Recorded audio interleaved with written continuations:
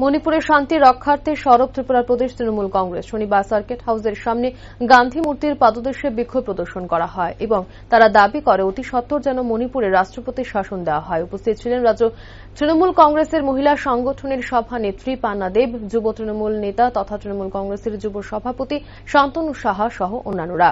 সাংবাদিকদের মুখোমুখি হয়ে সভানেত্রী পান্না দেব বলেন, প্রায় ৮০ দিন ধরে গোটা মণিপুর জ্বলছে। এত কিছু হওয়ার পরও দেশের প্রধানমন্ত্রী নিশ্চুপ অবস্থায় রয়েছে।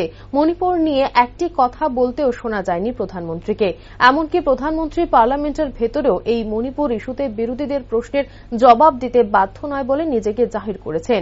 বারবার তিনি মুখ লুকিয়ে যাচ্ছেন এই মণিপুর ইস্যুতে। কি ভয়, কেনই বা মুখ লুকোতে চাইছেন, যেখানে তিনি 2014 সালে দেশের প্রধানমন্ত্রী হওয়ার পর গোটা দেশের মহিলা এবং মেয়েদের জন্য বলে গেছেন বেটি বাঁচাও বেটি পড়াও, অথচ মণিপুরে দেখা যাচ্ছে সেই বেটিরাই নৃশংসভাবে ধর্ষণের শিকার হতে হচ্ছে। ফলে অবিলম্বে মণিপুরের রাষ্ট্রপতি শাসন জারি করা হোক, কেননা মণিপুরে দুটি মেয়ের ওপর যেভাবে নির্মম ধর্ষণের ভিডিও সামাজিক মাধ্যমে ভাইরাল হয়েছে তা নিয়ে গোটা দেশ এবং বিশ্বের কাছে ভারতবর্ষের একটি নিন্দাজনক বার্তা পৌঁছেছে, যার ফলে দেশ এবং বিশ্বের জনগণ এই মণিপুরের ঘটনা নিয়ে এক প্রকার ধিক্কার জানাচ্ছে।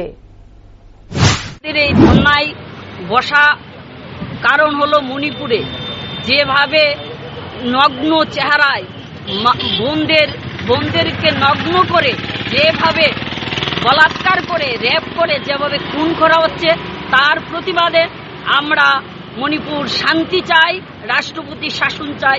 2016 সালে আমাদের দেশের প্রধানমন্ত্রী বলেছিলেন বেটি বাঁচাও বেটি পড়াও। আজকে সারা ভারতবর্ষের মহিলাদের সুরক্ষা নেই।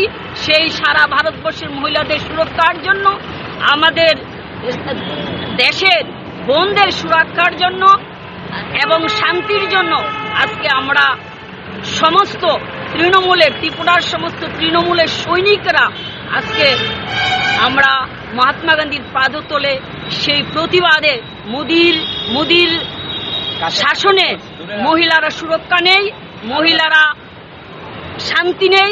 তাই শান্তি এবং সুরক্ষা মহিলাদের ফিরিয়ে আনার জন্য আমরা মহাত্মা গান্ধীর পাদতলে আমরা প্রতিবাদের ইয়েতে ধর্নায় বসেছি।